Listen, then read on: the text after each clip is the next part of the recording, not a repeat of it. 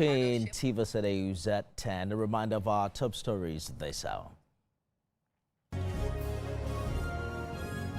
Aliko Dangote submits petition to ICPC against the managing director of the Nigerian Midstream and Downstream Petroleum Regulatory Authority, Farouk Ahmed, over alleged corruption.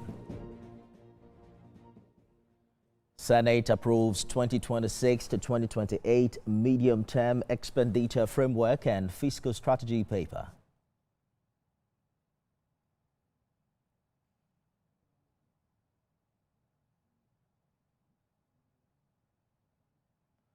And outside Nigeria, 30 soldiers jailed in connection with failed coup attempt in Benin Republic.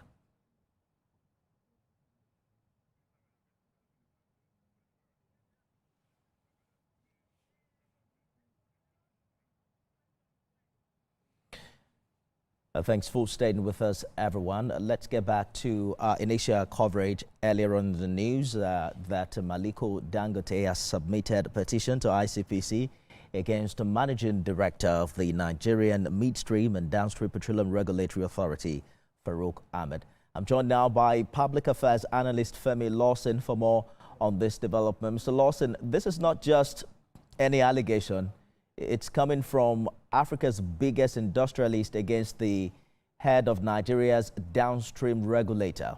What does a corruption allegation of this magnitude do to public trust in the NMDPRA and the credibility of full regulation in Nigeria? Thank you, Femi. For me, it is commendable that Alhaji Aliko Dangote is joining the fray of Nigerians, both in the media, the civil society, and of course, other sectors that have consistently, advocated against corruption in Nigeria.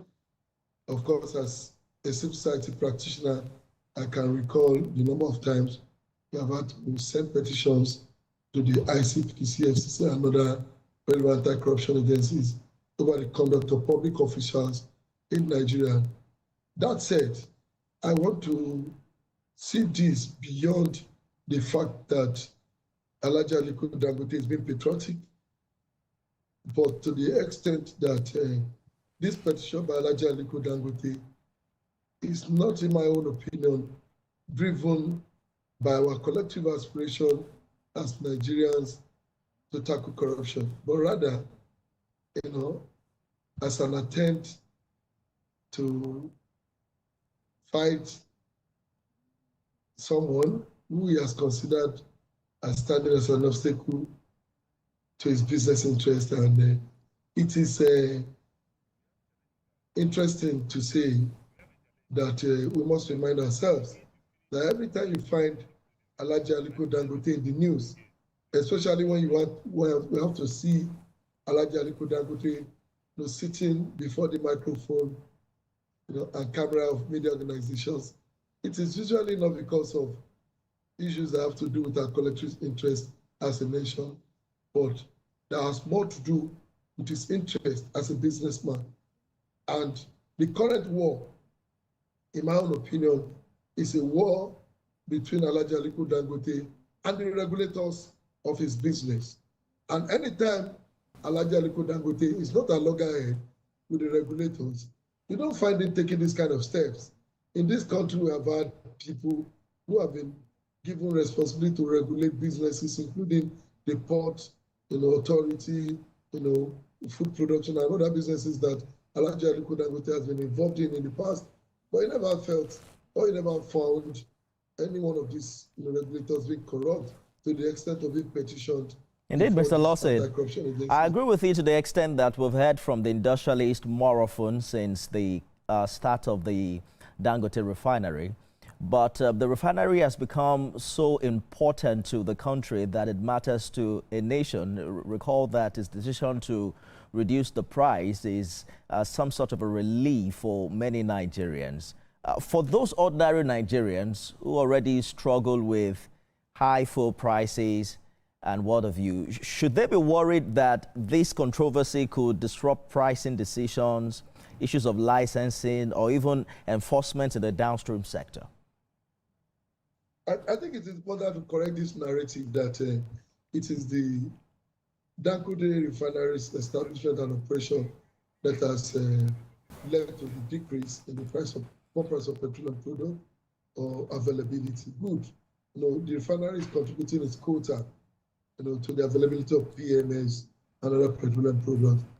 But if we have left our product supply and our consumption capacity in the hand of this refinery, this country would have been in Toma, would have been having scarcity, would not have been able to meet even our domestic needs in terms of PMS supply and other products.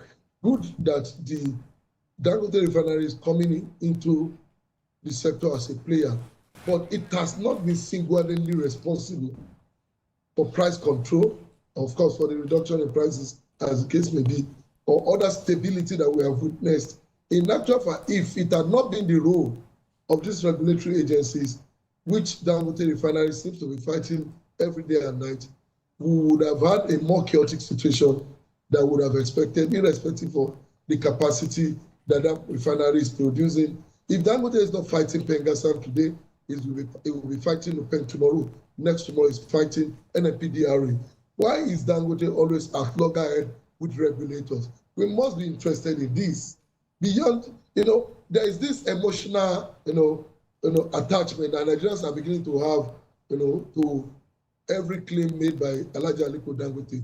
That said, we must look beyond the fact that Mr. Dangote did not build refinery to give free fuel to Nigerians.